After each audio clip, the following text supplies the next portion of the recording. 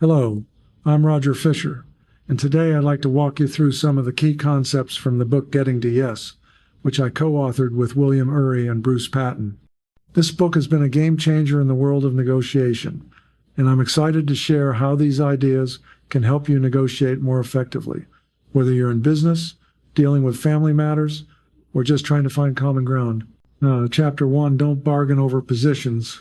Let me start by explaining one of the most critical concepts in this book. Don't bargain over positions. In many traditional negotiations, parties start with a position, their initial demands, or what they're asking for. For example, in a salary negotiation, one party might ask for $100,000, while the other party may counter with $80,000.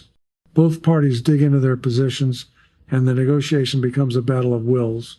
This approach often leads to impasse or compromise, where no one gets exactly what they want. Instead, we advocate for principled negotiation, which involves focusing on the interests behind the positions. When you focus on interests rather than positions, you open the door for creative solutions and win-win outcomes. Chapter 2, Separate the People from the Problem. Next, I want to talk about the importance of separating the people from the problem.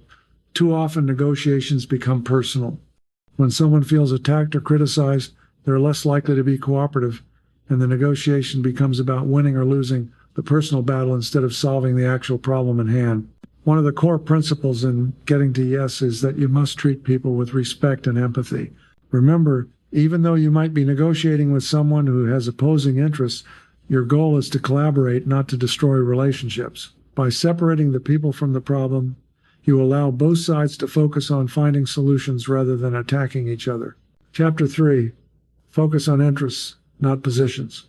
This leads me to one of the most critical aspects of principled negotiation. Focus on interests, not positions. Positions are rigid and fixed.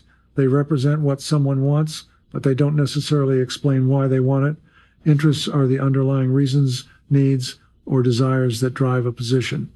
By focusing on the underlying interests, you can discover solutions that satisfy both parties. For example, in a negotiation over a business partnership, one party may demand a higher percentage of profits. But if you dig deeper into the interest behind that demand, such as wanting more control or recognition, you can work together to create a structure that meets both parties' interests. When you move away from fixed positions and toward understanding each other's interests, you pave the way for more collaborative, creative solutions. Chapter 4, Invent Options for Mutual Gain. Once you understand the interests involved, the next step is to brainstorm options for mutual gain. Negotiation is not a zero-sum game where one side wins and the other loses. Instead, it's about finding solutions that create value for both sides. This is often referred to as creating a win-win solution. In the book, we explain that the best way to do this is by generating multiple options before deciding on a solution. Don't settle for the first solution that comes to mind. Think creatively. When you create multiple options, you give yourself more flexibility to meet each party's interests. You might come up with a solution that involves more than just money, such as offering additional services, adjusting timelines, or offering different incentives. The more options you can think of, the better the chances that you'll find a mutually beneficial outcome. Chapter 5, Insist on using objective criteria.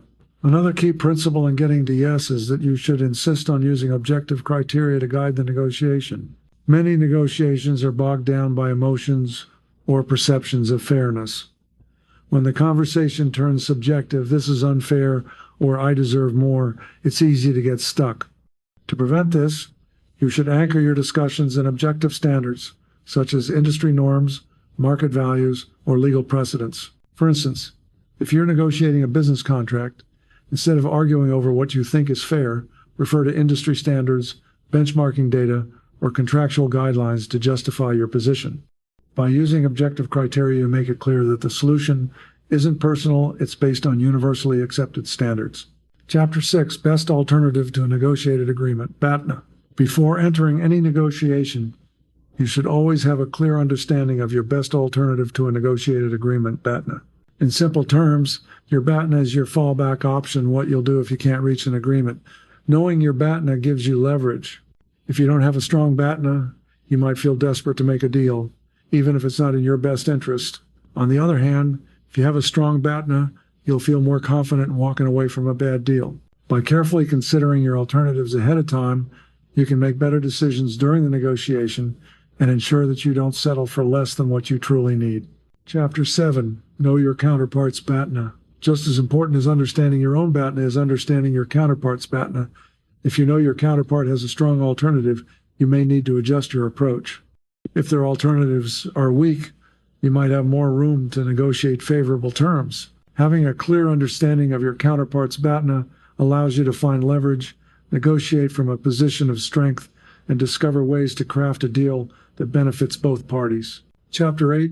Communication and building trust. Finally, effective communication and trust building are essential to any successful negotiation. Negotiation isn't just about making deals, it's about building relationships. Trust is a crucial factor in reaching an agreement, and without trust, negotiations are far more likely to break down. As you engage in negotiation, strive to communicate clearly and openly, maintain a constructive and respectful tone, and build rapport with the other side. By building trust and understanding, you increase the chances of a successful negotiation. Conclusion: the power of principled negotiation.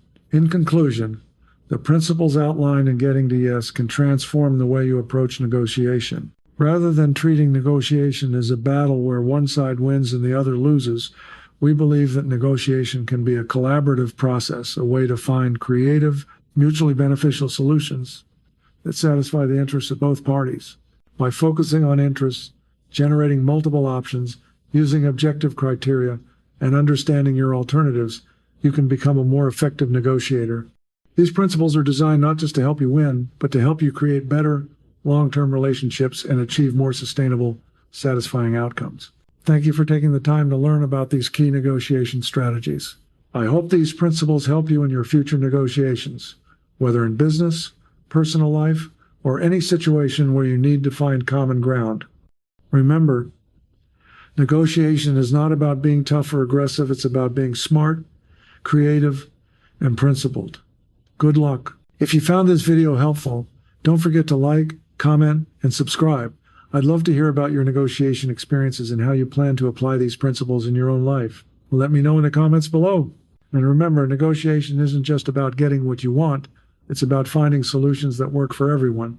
So use these techniques to create win-win situations and build lasting agreements. Thanks for watching, and I'll see you in the next video.